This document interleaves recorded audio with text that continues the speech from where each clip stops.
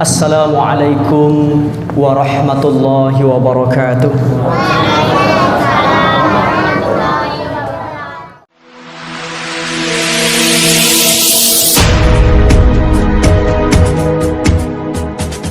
Jangan lupa subscribe, like, and share.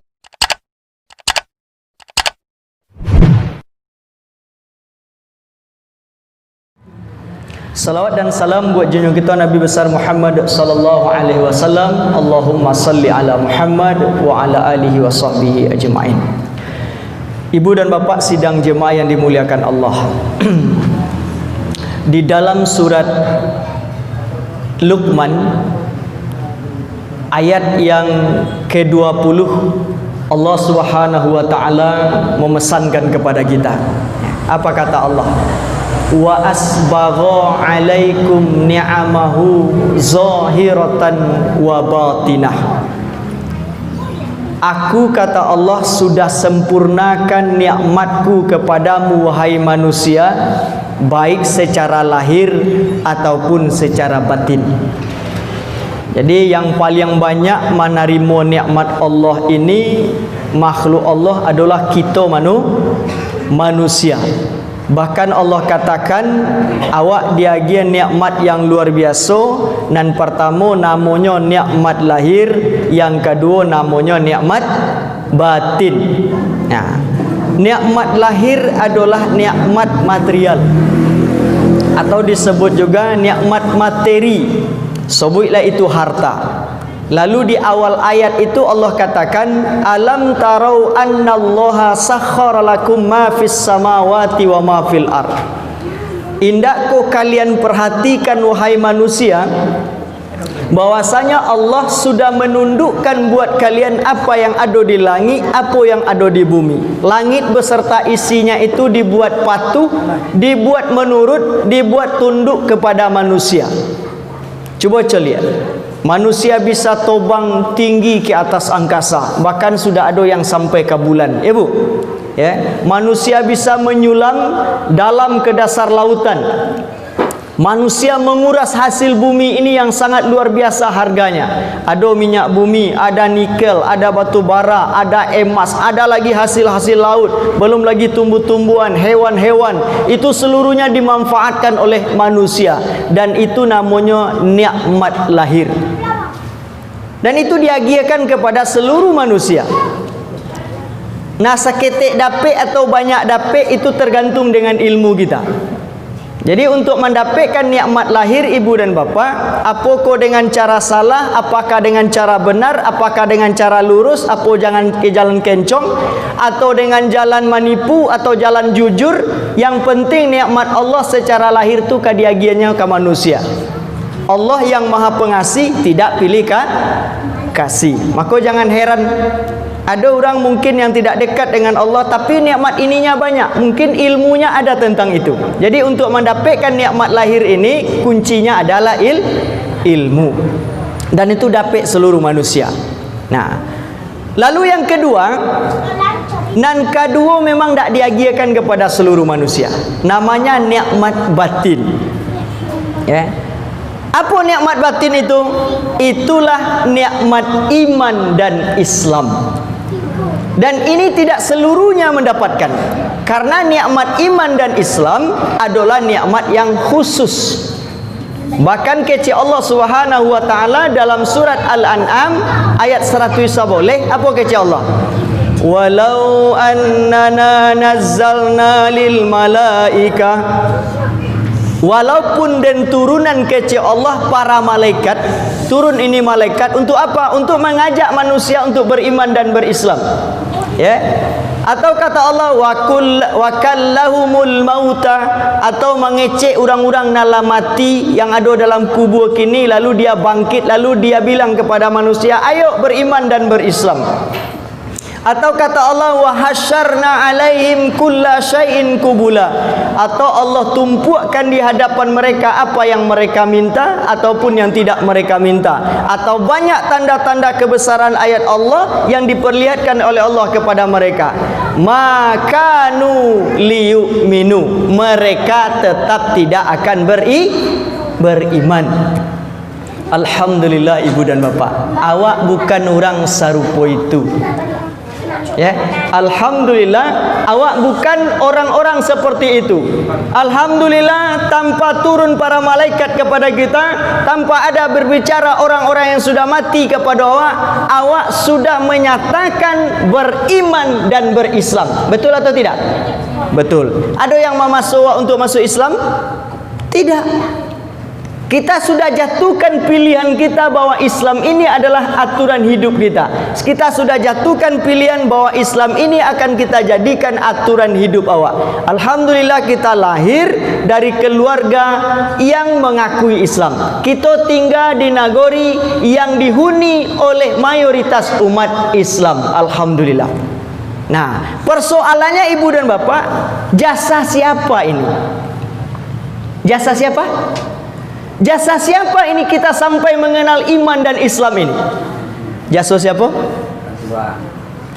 Jasa yang sedang kita syukuri hari kelahiran beliau ini. Jasa Nabi kita, Nabi Muhammad sallallahu alaihi wasallam. Nah, saat ada orang yang mau mengenang kelahiran Nabi, banyak kita donga tu ibu dan bapak. Ada yang mengatakan maulid dan maulud itu haram. Ada yang mengatakan maulid dan maulud itu adalah bid'ah. Ada yang mengatakan maulid dan maulud itu lebih ekstrim lagi, kafir. Ya, apakah memang sampai seperti itu? Coba kita lihat secara sederhana. Mungkin kita lah ikuti, lah baca, lah pelajari ibu dan bapak. Ya, apa itu maulid dan apa itu maulud? Orang sering baca ada maulid Nabi, ada maulud Nabi. Yang benarnya yang mana ini? Yang benarnya mana ini? Maulid atau maulud? Nah, maulid ya. Nah, benar kedua-duanya. Nah, coba kita lihat. Maulid itu artinya adalah waktu kelahiran. Maulid artinya adalah waktu kelahiran. Kalau waktu kelahiran berarti berkaitan dengan tanggal, hari, bulan, jam, tahun. Jadi kalau berkaitan jo waktu itu jam C, hari C, tanggal C, bulan C, tahun C. Itulah waktu. Nah, kini ditanya, apa hukumnya hari lahir kita? Ada hukumnya? Tidak ada hukumnya. Ambo lahir tanggal 27 Agustus tahun 78. Apa hukumnya? Tidak ada hukumnya. Ya, karena bukan saya yang menghendaki lahir tanggal 27 itu. Ibu-ibu lahir hari Selasa, hari Jumat, hari Rabu, apa hukumnya? Tidak ada hukumnya. Karena bukan kita yang menghendaki kita lahir hari itu. Siapa yang menghendaki? Allah Subhanahu wa taala. Jadi kalau orang menanya kamu, apa hukumnya maulid Ustaz? Tidak ada hukumnya. Tidak ada hukumnya. Ya. Jadi kalau berkaitan dengan maulid Nabi, berarti itu kita mau melihat hari kelahiran Nabi, tanggal kelahiran Nabi, bulan kelahiran Nabi, waktu tahun kelahiran Nabi. Kalau maulud apa? Maulud yang dilahirkan itu. Kalau maulud Nabi, ya nabinya itu yang lahir. Apa hukumnya orang lahir? Ada hukumnya? Ibu lahir apa hukumnya? Apa lahir apa hukumnya? Tidak ada hukumnya. Ya. Nah, hukum itu ibu dan bapak baru akan ada hukum saat ada amal. Jadi hukum itu tidak melekat, tidak lahir karena zat, tapi karena perbuatan. Nah, ini apa hukumnya gelas? Tidak ada hukumnya, tapi saat saya lempar kepada bapak, hukumnya haram. Kenapa? Saya sudah melakukan perbuatan.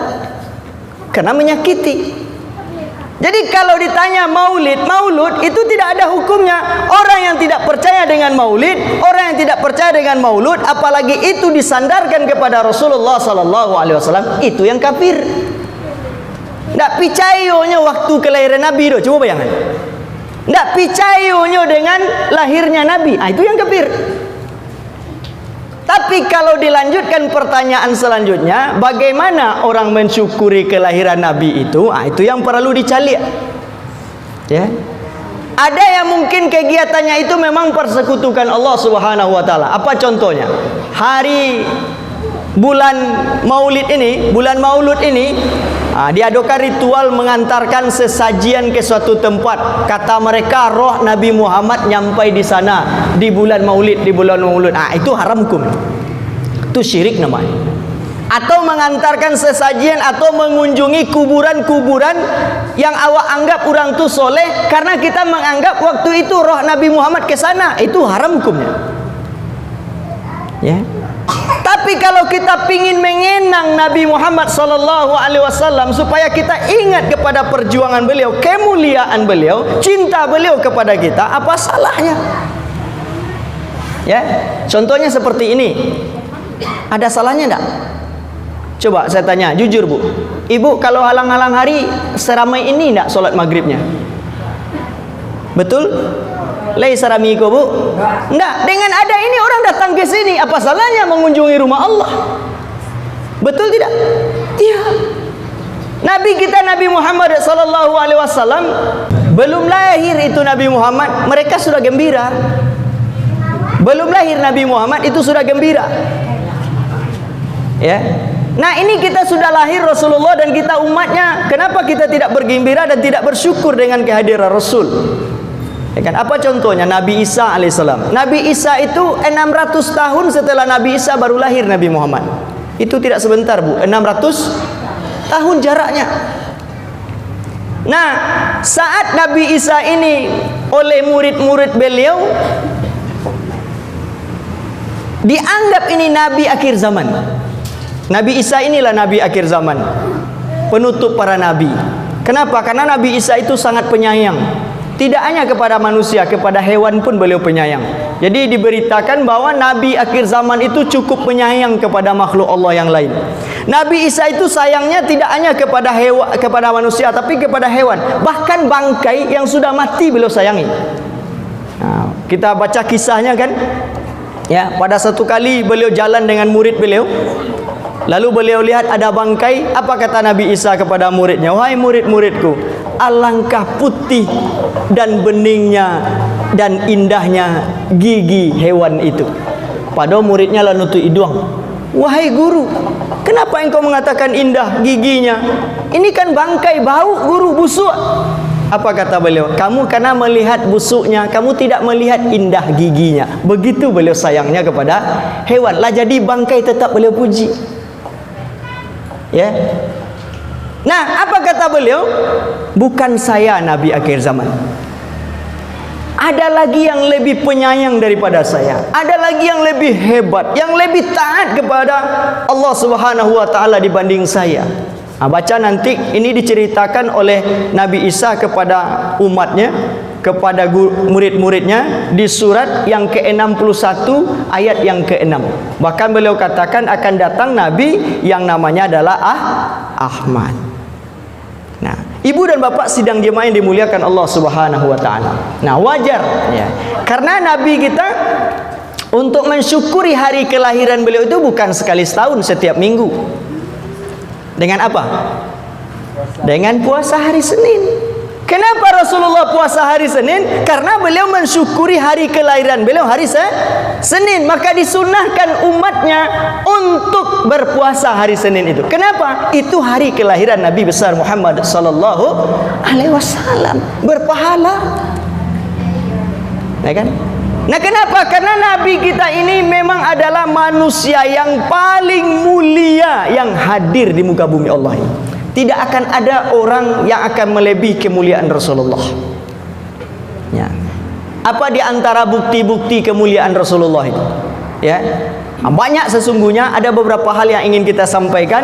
Mudah-mudahan nanti kemuliaan-kemuliaan Rasulullah ini bagaimana beliau menggapainya, itu kita sampaikan secara sederhana. Sehingga kita juga adalah umat yang mulia dan kita jaga kemuliaan itu. Ya, karena kita adalah umat Nabi yang paling mulia. Ya. Di antaranya adalah beliau sudah disebut di dalam kitab-kitab sebelumnya. Itu kemuliaan. Belum lahir ini Rasul, tapi sudah diberitakan kepada Nabi dan Rasul sebelum beliau bahwa nanti akan hadir seorang Rasul namanya Muhammad. Itu kemuliaan yang pertama. Sudah diceritakan di dalam kitab-kitab sebelum Al-Quran beliau. Ya. Yang kedua, coba lihat dalam Al-Quran. Allah tidak langsung memanggil Nabi Muhammad itu seperti memanggil Nabi yang lain. Contohnya Allah memanggil Musa, ya Musa, ya Harun, ya Daud, ya Sulaiman, ya Isa. Tapi Rasul tidak pernah kita ketemu dalam Al-Quran, ya Muhammad. Ada ketemu? Tidak. Tapi Allah panggil, ya ayyuhan Nabi. Begitu Allah memuliakan. Bahkan Rasulullah adalah Habibullah. Coba bayangkan, Muhammad itu adalah kekasihku, kata Allah. Alangkah sayangnya kepada kekasih, katanya. Allah yang bilang seperti itu. Muhammad itu adalah kekasihku. Ya kan?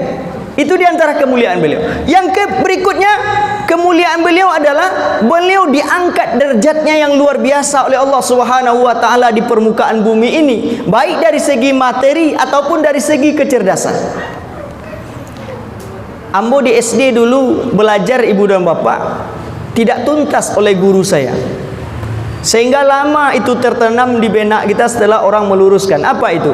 Nabi kita itu miskin, dia ummi, bahkan ummi itu diistilahkan bodoh. Sampai situ saja. Benarkah Nabi kita orang yang miskin? Benarkah Nabi kita orang bodoh? Ayo sama-sama kita katakan, Muhammad bukan orang miskin. Nabi kita Nabi Muhammad sallallahu alaihi wasallam bukan orang bodoh. Kita buktikan kalau tidak percaya. Ya, mungkin ibu dan bapak juga sudah pernah baca. Bukti Nabi kita Nabi Muhammad sallallahu alaihi wasallam itu orang kaya. Sewaktu beliau meminang ibunda Siti Khadijah. Siti Khadijah janda atau gadis? Janda. Itu maharnya 100 ekor onta. Berapa maharnya, Bu? 100 ekor onta. Kalau seekor onta itu harganya 20 juta, 20 juta kali 100 itu mahar pernikahan beliau untuk ibunda Siti Khadijah yang janda 2 miliar. Berapa maharnya? 2 miliar. Ibu dulu gadis dipinang bapak, berapa maharnya? Hah? Seperangkat alat sholat. Tidak sampai 600.000, Bu. Betul tidak, Pak? Siti Khadijah dipinang oleh Rasulullah, maharnya 100 ekor onta. Ini orang yang punya mahar seperti ini orang kaya atau orang miskin? Orang kaya. Jadi tanamkan ini kepada generasi muda kita, kepada anak-anak kita, bahwa Nabi kita adalah orang kaya. Beliau bukan orang miskin. Beliau berkurban bukan 1 ekor, Bu, 100 ekor, 63 ekor sendiri. Ya. Bahkan yang luar biasa, saat penyembelihan hewan-hewan kurban beliau itu membuktikan sayang beliau kepada kita, ibu bapak. Belum hadir kita, tapi kita beliau ingat. Saat beliau meniatkan kurban itu, ya Allah, terimalah kurbannya Muhammad. Ya Allah, terimalah kurban keluarga besar Muhammad. Ya Allah, terimalah kurban umatku, ya Allah. Jadi kurban beliau itu juga sudah beliau niatkan untuk umat beliau yang tidak sanggup untuk berkurban. Jadi awak nalun sanggup berkurban, ibu dan bapak, itu sudah dikurbankan oleh Rasulullah. Abah sayang, tidak usah lah awak berkurban nih. Kalau dikurbanan juga di Rasulullah dulu. Bukan itu konsepnya. Ya. Nah, 63 ekor beliau berkurban, 100 ekor beliau berkurban. Ini orang kaya, ini orang miskin. Orang kaya. Jadi Nabi kita itu mulia. Kemuliaan beliau, beliau orang kaya. Beliau punya harta yang luar biasa. Ada juga dikatakan Nabi kita ummi. Malah diterjemahkan ummi itu bodoh, tidak tahu tulis baca. Kapan? Coba kita lihat ibu dan bapak. Tidak ada IQ orang yang setinggi ini. Itu wahyu turun dari Jibril, dibawa oleh Jibril, dibacakan saja, tidak ada tulisannya. Bahkan ada lewat lonceng saja, lewat bunyi saja, tapi terhafal dan tersimpan hebat dalam otaknya Rasulullah. Dibacuan aja ya, Bu, tidak banyak-banyak kali dibacuan, sekali lalu hafal oleh Rasulullah. Ini orang cerdas, ini orang bodoh. Orang pintar. Ya. Jadi Nabi kita itu pintar. Bahkan beliau menjadi seorang pedagang, saudagar. Coba lihat, beliau kemana jual berdagang itu? Bukan dari pokan ke pokan ya Pak, antar negara ya Pak. Oh, antar negara, pakai paspor itu, pakai visa.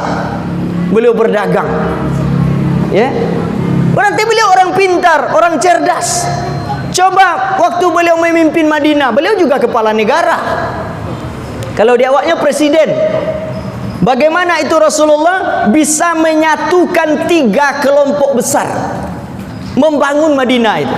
Satu muhajirin dari Mekah, yang kedua Ansor dari Madinah, yang ketiga orang-orang yang non muslim yang ada di Madinah itu bersatu oleh beliau untuk membangun negara. Coba bayangkan, non muslim tidak terganggu oleh beliau, hak-haknya beliau penuhi. Muhajirin dan Ansor juga seperti itu, bersatu muslim dan non muslim membangun negara.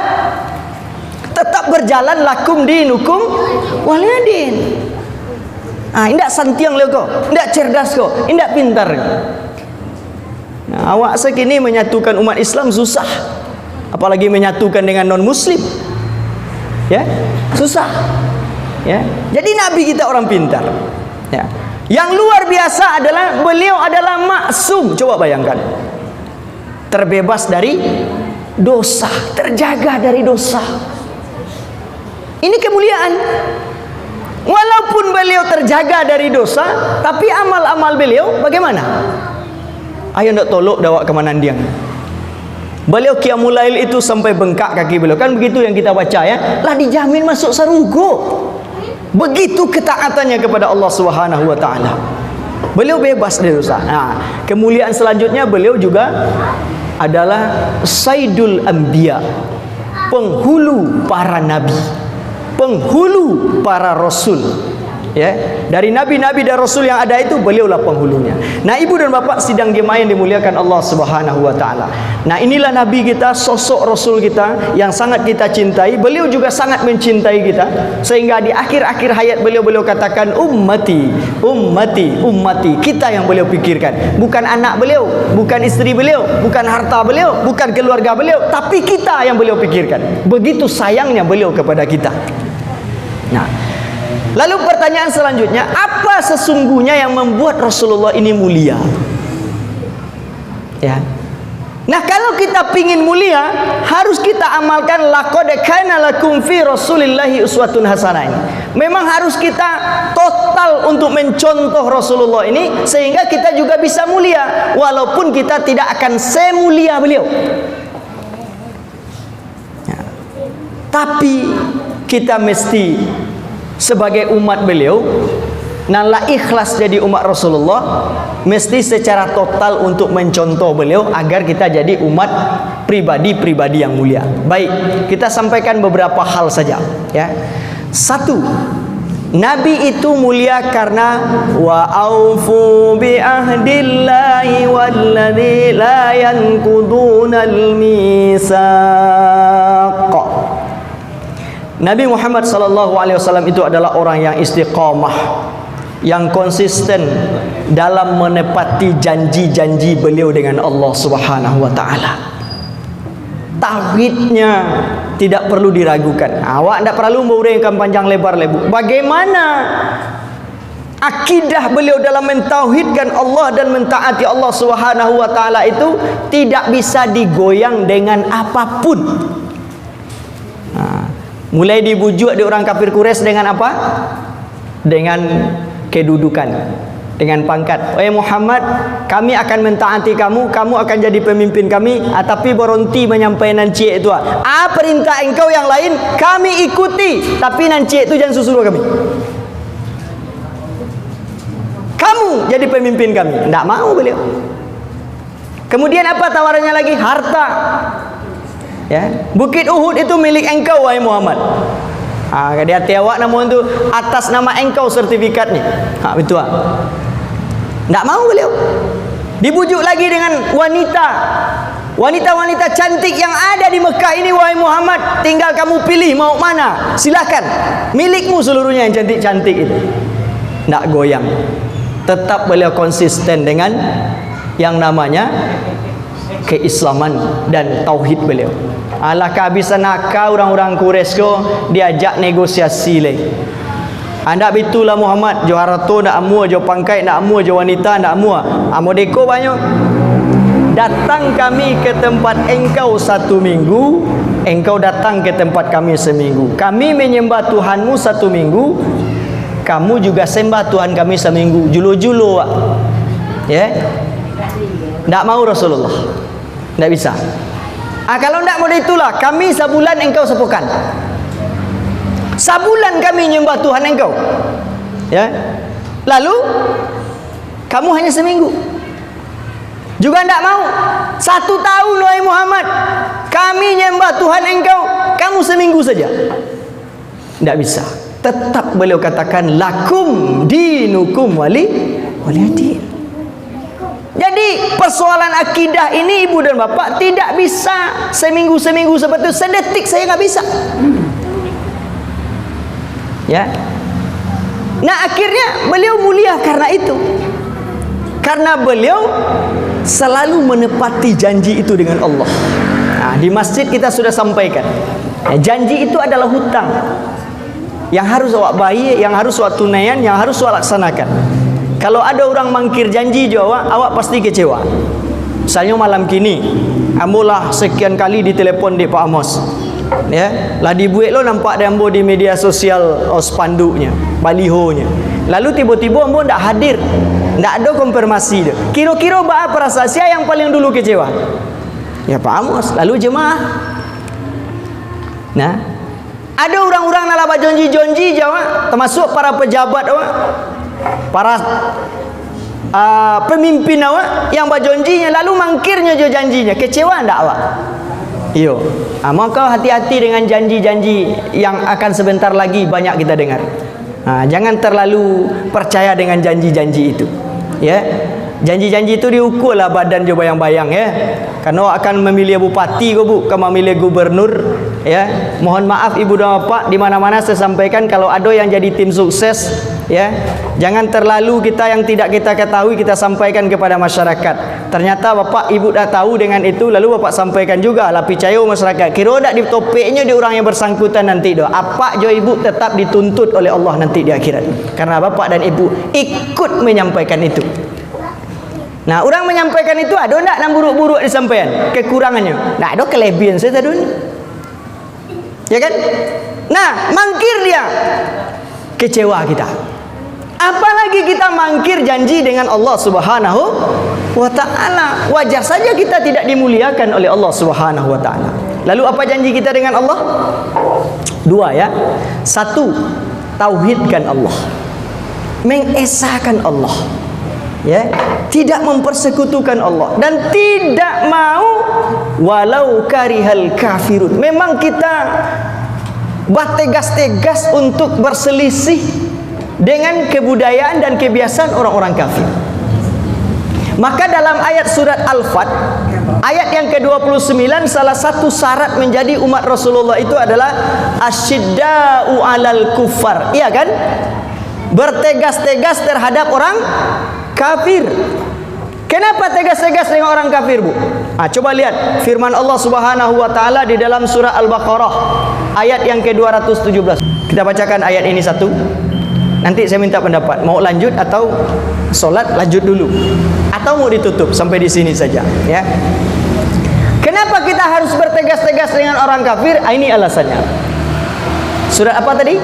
Surat Al-Baqarah ayat 217.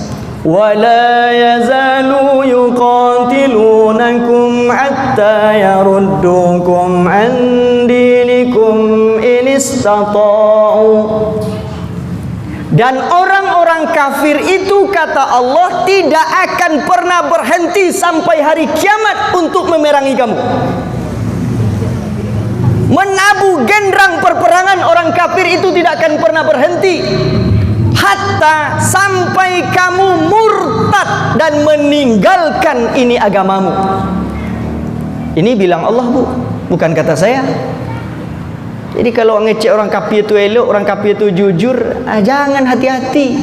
Tapi di akhir ayat Allah katakan inistata'u, jika mereka sanggup untuk memurtadkan kita dengan perperangan itu. Ya, berarti ada peluang diberikan oleh Allah. Mereka tidak akan sanggup memurtadkan kita dengan perperangan yang mereka lancarkan terus-menerus. Nah, perangku ada dua, Pak, Bu. Hati-hati. Dan pertama namanya perang panas. Perang panas itu memang jiwa, ya, dengan pedang. Kini tentu jo bom, jo ale, jo rudal, jo peluru yang sedang dialami oleh saudara-saudara kita yang minoritas di daerah-daerah lain, di belahan bumi yang lain, yang ditindas oleh orang-orang kafir laknatullah. Mereka berperang dengan jiwa, ya. Syahid adalah idola mereka, karena mereka melihat pintu surga sudah ada di hadapan mereka. Darah mereka kucurkan. Nah, kita tentu tidak ingin ini terjadi di negeri kita yang kita cintai ini. Tapi kalau satu saat ini memang terjadi, apakah generasi kita sudah siap untuk jihadu fi sabilillah ini bin nafsi, dengan jiwa? Ya. Ini kapan dilakukan? Ibu dan bapak, kalau perang yang panas ini baru diperintahkan oleh Allah Subhanahu wa taala kepada orang-orang kafir itu kalau mereka mengganggu kita, kalau mereka mengusir kita, kalau mereka memerangi kita. Bahkan dalam ayat Surah Al-Baqarah lagi ayat 194 Allah katakan, "Faman i'tada 'alaikum fa'tadu 'alaihi." Maka apabila mereka mengganggumu, ganggu mereka. Apabila mereka mau memerangi kamu, perangi mereka. Apabila mereka hendak mengusir kamu dari kampung halamanmu, usir mereka. Ini jihad, panggilan jihad. Ini jihad panas. Kalau lah diusir lo dari kampung, dari nagori kok jadi tamu di rumah wak surang dengan apa mereka mengganggu kita, ayo kita sudah wajib untuk berjihad, berperang. Nah, ini namanya perang panas. Yang kedua namanya perang dingin. Nah, ini sudah berlangsung, Bu. Ya. Perang dingin ini adalah tidak menggunakan yang namanya senjata api, tidak menggunakan pedang, tidak menggunakan rudal, tidak menggunakan bom, tidak menggunakan peluru. Tapi yang digunakan senjatanya adalah budaya, teknologi, ghazul fikri. Apa? Iya, karikatur kata Bapak. Perang pemikiran. Ini juga perang. Ya. Apa gunanya? Untuk menjauhkan kita setapak demi setapak dari ajaran Allah Subhanahu wa taala. Kita merasa budaya mereka itu lebih baik daripada kita. Kita merasa konsep-konsep mereka lebih baik daripada mereka. Kita merasa teori-teori barat orang-orang Yahudi itu lebih baik daripada teori-teori Rasulullah Muhammad SAW. Kalau mulai wak dijauhkan. Ini namanya perang dingin. Walaupun kita tidak keluar dari Islam, tapi kita sudah meninggalkannya sedikit demi sedikit. Ya. Disampaikan hukum Islam itu kejam, alayolo kecewa. Ya. Memilih pemimpin itu biarnya kafir tapi elok. Nyo jujur daripada orang Islam tapi tidak jujur. Benar enggak, Bu? Ini ada calon pemimpin dua pasang, ini kafir, ini muslim. Lalu dibilang, "Pak, Bapak mau pilih yang mana? Saya istiqoroh dulu." Ini orang Islam itu. Kalau ada kafir satu, muslim satu, mesti dipilih ini orang yang muslim. Tidak perlu istiqoroh. Itu apa pilih istiqoroh? Nah, jadi kafir cek beriman orang Islam. Apa istiqoroh lo akan milihnya? Pilih orang Islam, tidak perlu istiqoroh. Istiqoroh itu adalah menjatuhkan pilihan terbaik dari yang baik. Nah, orang kafir, jujur. Mana orang jujur itu? Orang kafir itu jujur. Kata Allah, innahum lakazibun. Orang kafir itu pembohong. Jangan awak didutoi ibu Tuhannya saya didutoinya. Coba yang, ya kan? Itu. Ya. Jadi mereka perang dingin terus. Nah, untuk itu kata Allah, ini stata'u. baik perang panas ataupun perang dingin, mereka tidak akan mampu memurtadkan kita kalau kita asyidda'u 'alal kufar, memang bertegas-tegas terhadap kekafiran itu. Kalau kepada orangnya, kalau mereka mengganggu. Tapi kalau kepada programnya, budayanya, kebiasaannya, memang harus kita singkirkan, mulai dari rumah tangga. Ya, harus. Kalau tidak, nah siap-siap kita akan dijauhkan oleh budaya mereka itu dari nilai-nilai keislaman.